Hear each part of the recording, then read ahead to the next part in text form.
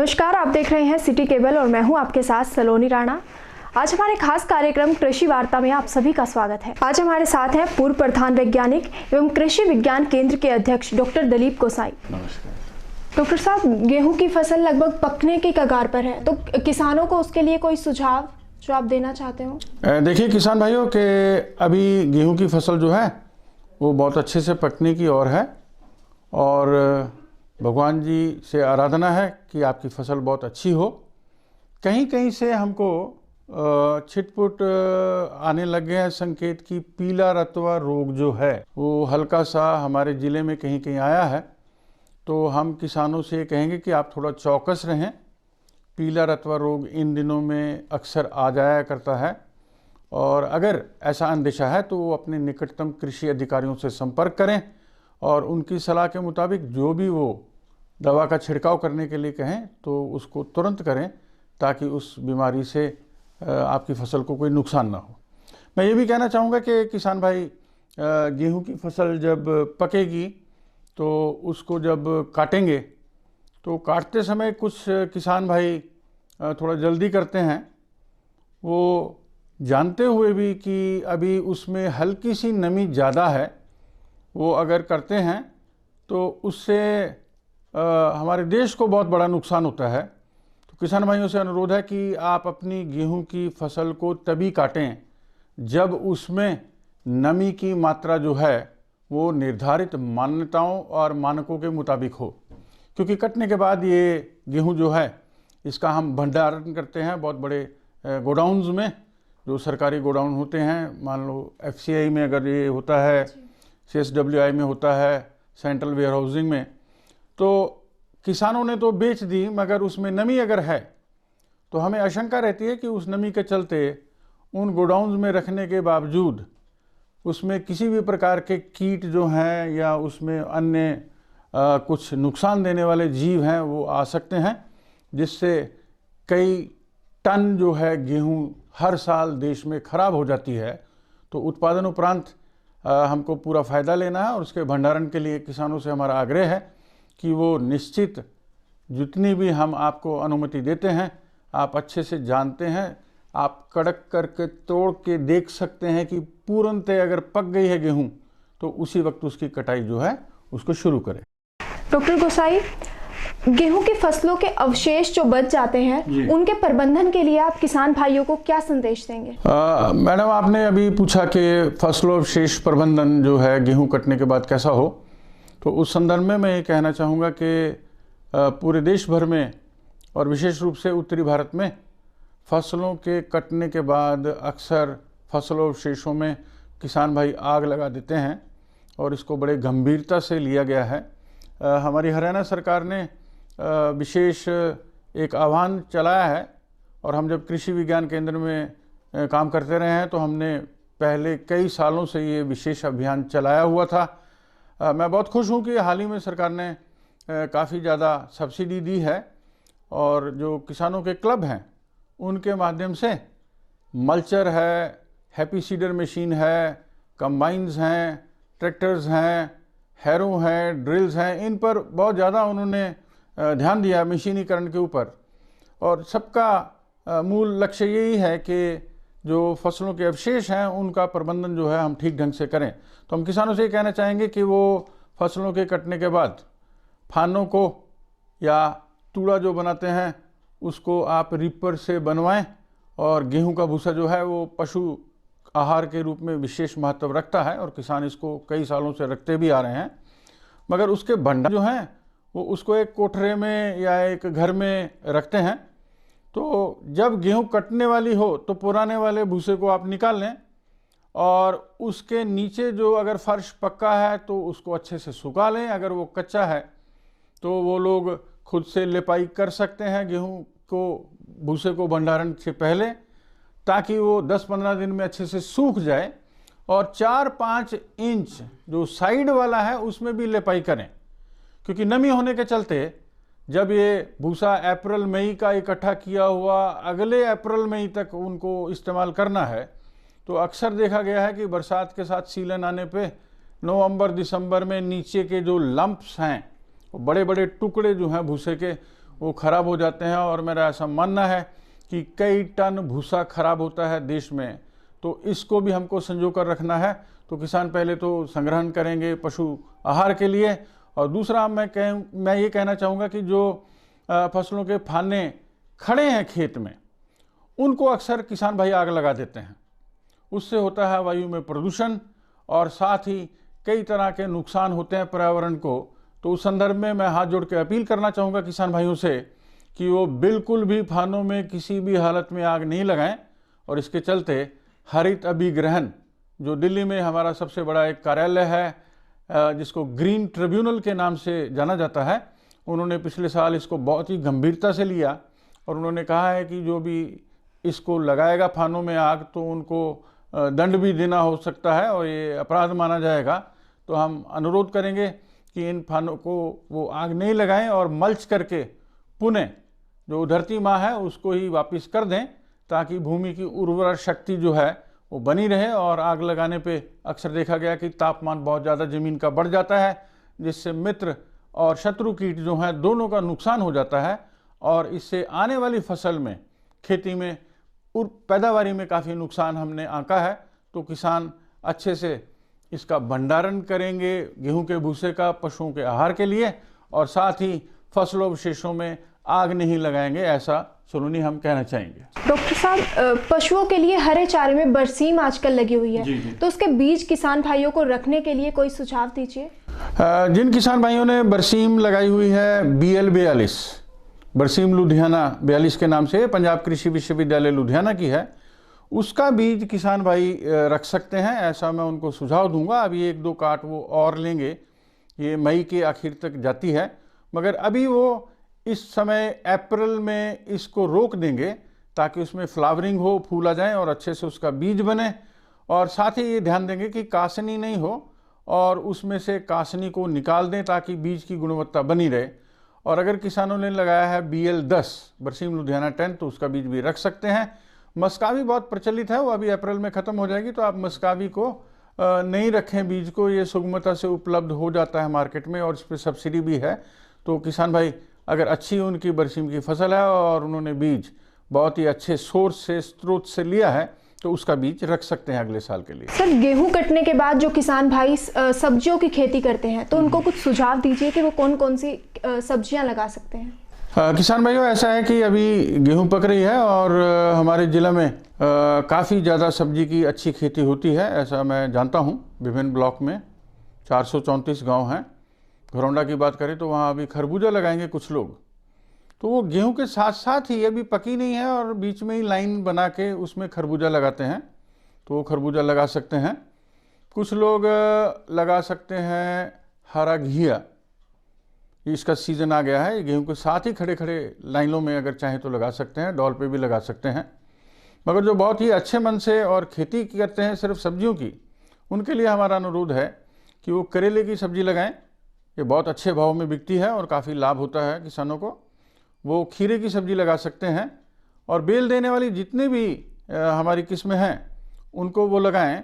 और उसमें तोरी भी आती है, तो तोरी है, खीरा है, घिया है, करेला है, इन सब्जियों को अगर किसान लगाते हैं तो उनके लिए बहुत ही उपयुक्त समय है। और चाहें तो उसकी नर्सरी भी अभी से तैयार कर सकते हैं अलग, तुरंत गेहूं कटने के बाद उसको लगाएं, नहीं तो वो गेहूं के साथ साथ बीच में लाइन बना के भी लगा सकते हैं। अगर वो सब्जियों की खेती करते हैं तो अगर हम बात करें इंद्री हल्के में तो टमाटर लग गया है, वो टमाटर को लगाएं।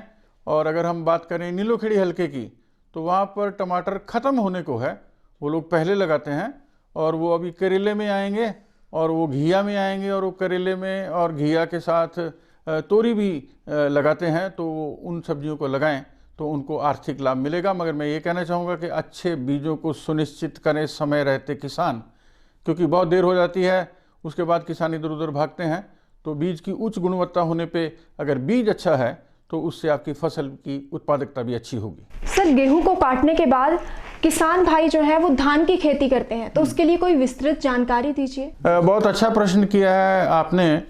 किसान भाई पूरी तैयारी में हैं और धान के बीज खरीदने भी लग गए हैं। बहुत ही भाग्यशाली हैं करनाल के किसान, यहाँ पर कई संस्थान हैं, और जहाँ तक मैं धान की बात करूँ तो भारतीय कृषि अनुसंधान का जो क्षेत्रीय कार्यालय है दिल्ली में, उसका हेड ऑफिस है। तो उसका क्षेत्रीय कार्यालय जो है वो करनाल में राष्ट्रीय डेयरी अनुसंधान के संस्थान के सामने है। तो वहाँ भी बीज उपलब्ध हैं। और यहाँ पर केंद्रीय मृदा लवणता अनुसंधान संस्थान है, central soil salinity research institute, वहाँ पर भी जो कलर की चस्क वाली ज़मीनें हैं उनमें कौन से धान लग सकते हैं उनके बीज भी वहाँ पर उपलब्ध हैं। इसके अतिरिक्त राष्ट्रीय डेयरी अनुसंधान संस्थान के एटिक में भी धान के अच्छे बीज जो हैं किसान प्राप्त कर सकते हैं। तो फिलहाल मैं ये कहना चाहूँगा कि पीआर बीजों में परमल राइस में कोई नई किस्म तो नहीं आई है पिछले 2 सालों से। पंजाब कृषि विश्वविद्यालय लुधियाना ने PR 126 और PR 127 ऐसी 2 किस्में निकाली हैं जो अच्छा काम कर रही हैं। PR 126 विशेष रूप से कहें तो ये पिछले साल भी काफ़ी ज़्यादा हमारे एरिया में लगाई गई। ये बहुत ही कम समय अवधि में 90 दिन में ट्रांसप्लांट करने के बाद पक जाती है। और PR 124 है, PR 123 है, PR 114 बहुत अच्छा काम करती है हमारे ज़िला में।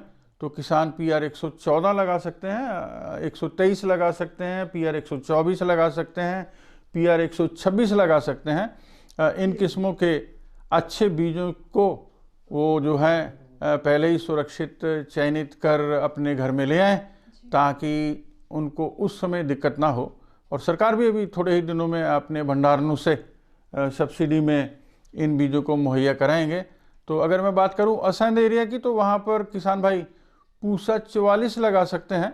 उसके आगे हम कुरुक्षेत्र जिला को टच करते हैं हल्का सा, पटियाला के आसपास तो पिहोवा है, वहाँ पर पेहवा में भी पूसा 44 काफ़ी ज़्यादा किसान भाई पसंद करते हैं। उसका बीज भी वो करनाल से ले सकते हैं। किसान भाइयों, हमारा जो ज़िला है ये बहुत ही अच्छा है, ख़ास तौर पर धान की विभिन्न फसलों के लिए। और इसमें मोटा धान भी लगता है जिसको परमल राइस हम PR राइस कहते हैं। और सुगंधित बासमती धान के लिए विशेष पहचान रखता है। और जहाँ तक हम तरावड़ी बासमती की बात करें, ये पूरे विश्व में अपनी उच्च पहचान रखता है गुणवत्ता के आधार पे। तो यहाँ देख सकते हैं आप कि ये कुछ किस्में जो हैं ये मोटे वाले धान की हैं, ये PR परमल राइस की हैं।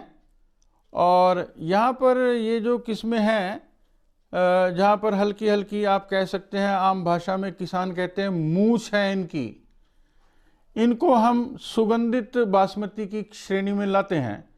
तो किसान भाइयों की ज़्यादा चाहत में जो है वो किस्म, अगर बासमती की बात करें तो वो पूसा 11-21 रहती है।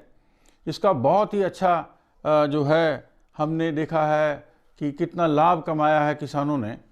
और पूरे विश्व में जितना भी हम चावल निर्यात करते हैं उसमें इसकी भागीदारिता बहुत ही ज़बरदस्त रही है, वर्चस्व रहा है। मगर ये किस्म 2009 में निकाली गई थी और 2013 में भारतीय कृषि अनुसंधान संस्थान ने एक नई किस्म को ईजाद किया। उसका नाम है पूसा बासमती 1509। 1509 जो है ये किसान भाई जानते हैं 120 दिन में पक के तैयार हो जाती है। कुछ लोग 90 दिन की भी बात करते हैं। और 135 दिन में पक के तैयार होती है पूसा 11-21। तो किसानों को भारों वृद्धि में, पैदावारी में मिलती है बढ़ोतरी 1509 लगाने पे, और साथ ही दिनों में कमी आने पे वो इसको लगाते हैं। मगर मैं ये अनुरोध करूंगा कि कुछ किसान भाई 1509 को बहुत जल्दी लगा देते हैं, 60 समझते हैं। ऐसा वो नहीं करें। ऐसा करने से उसमें गुणवत्ता अच्छी नहीं बनती है, जिसके चलते कभी कभी राइस मिलर जो है इस पर कई प्रश्न उठाते हैं कि ये टूट जाता है, इसमें सुगंध नहीं बनती है। तो समय आने पे ये जुलाई में ही करें इसकी रुपाई, ताकि अच्छे समय में ये जो है पके और इसमें सुगंध भी बाकायदा बने। पिछले साल 11-21 का एक नया विकल्प जो है भारतीय कृषि अनुसंधान संस्थान ने निकाला है, और उस किस्म का नाम है पूसा बासमती 1718। ये पूसा बासमती 1718 जो है ये किस्म जो है पिछले साल ही आई है, और इसका बीज आज काफ़ी ज़्यादा मार्केट में है। अच्छे विश्वसनीय स्रोत से किसान भाई इसको ले सकते हैं। 1718 जो है ये पूसा 11-21 की तरह हूबहू है, 1509 से कुछ बेहतर है, हमें तो ऐसा लगा है। अपने एक्सपेरिमेंट में, अपने प्रयोग में। और इसकी पैदावारी जो है ये 3 कुंटल प्रति एकड़ जो है 11-21 से ज़्यादा देगी। तो इसके चलते किसानों को पिछले साल इससे अधिक आर्थिक लाभ हुआ है। और शुरू में जब किसान बेचने गए थे तो हल्का सा उनको दिक्कत आई थी। आड़तियों ने और मंडी में खरीदने वालों ने कहा था कि ये क्या किस्म है, मगर ये लगभग वही है। तो now the market is all set. किसानों को भी पता है क्या लगा रहे हैं और ख़रीदने वालों को भी ये पता है। तो मैं ये कहना चाहूँगा कि पूसा बासमती 11-21, पूसा बासमती 1509, पूसा 17-18 पर जोर देंगे किसान, जहाँ तक सुगंधित बासमती की बात कर रहे हैं। जहाँ तक हम बात कर रहे हैं ये मूछल की, ये कम लगती है अपने ज़िला में, मगर ये यमुनानगर बेल्ट में बहुत लगती है। जो खादर का एरिया है, गरौंडा ब्लॉक जो है, उसमें ये बहुत लगती है। तो किसान भाई अच्छी किस्मों को लगाएं। PB1 पूसा बासमती एक के नाम से एक जो थी वो किस्म चलती रही है, उसके 2 विकल्प निकाले हैं हाल ही में। एक किस्म का नाम रखा है पूसा बासमती 1637। ये किस्म बहुत अच्छे से पिछले साल किसानों को पैसा दे गई है। और उसके साथ ही एक किस्म निकाली गई है पूसा बासमती 1728। ये किस्में पश्चिमी उत्तर प्रदेश में काफ़ी लोकप्रिय हुई हैं। और साथ ही फतेहाबाद बेल्ट जो है हरियाणा में, वहाँ पर भी इनका काफ़ी प्रचलन हुआ है। मगर ये बीज करनाल में बहुत ही अच्छी सीड सेटिंग होती है, उच्च गुणवत्ता वाला बीज करनाल में बनता है, ऐसा किसान भाई भी मानते हैं। पंजाब के बहुत किसान जो हैं पूसा 44 जो परमल राइस है उसका बीज लेने के लिए यहाँ करनाल में आते हैं। तो इसी प्रकार ये जो मूछल या बासमती के बीज हैं ये भी करनाल से काफ़ी दूर दूर से लोग ले जाते हैं। तो हम अनुरोध करेंगे कि जो भैया लोग आम भाषा में बोलते हैं इसको DP, इट्स डुप्लीकेट पूसा, ऐसा उन्होंने नाम रखा हुआ है, मगर ये वास्तविकता में पूसा की मूछल किस्में हैं। हल्की सी मूछ या आन रहती है, इसमें थोड़ा सा बाल सा रहता है, इसमें बहुत अच्छी सुगंध होती है और ये बासमती के सेगमेंट में इसको जाना जाता है। इसको आप लगा सकते हैं पूसा बासमती 1637 या पूसा बासमती 1728। जितनी भी लेटेस्ट किस्में होंगी, देर से उतारी गई होंगी, हाल ही में उतारी गई होंगी, किसान पूछता है उनकी पैदावारी में कितना बढ़ोतरी होगी। हम वैज्ञानिक ये कहते हैं कि नहीं, ये कितने सालों तक रोग प्रतिरोधकता रखेंगी। तो हम किसानों से ये कहेंगे कि वो नई से नई किस्में लगाएं ताकि उनमें रोग नहीं आए और उनको अच्छी उत्पादकता उनके चलते मिले। डॉक्टर दिलीप गोसाई, आपका बहुत बहुत धन्यवाद हमसे जुड़ने के लिए। आपने किसान भाइयों से जो भी जानकारी फसलों को लेकर साझा की, किसान भाइयों की तरफ से भी आपको बहुत बहुत धन्यवाद। और किसान भाइयों, आप जो भी आपके प्रश्न हैं वो आप डॉक्टर दिलीप गोसाई से ज़रूर साझा कर सकते हैं, उनसे पूछ सकते हैं। तो आगे भी जल्दी आपसे मुलाकात होगी। आप देखते रहिए कृषि वार्तालाप। नमस्कार।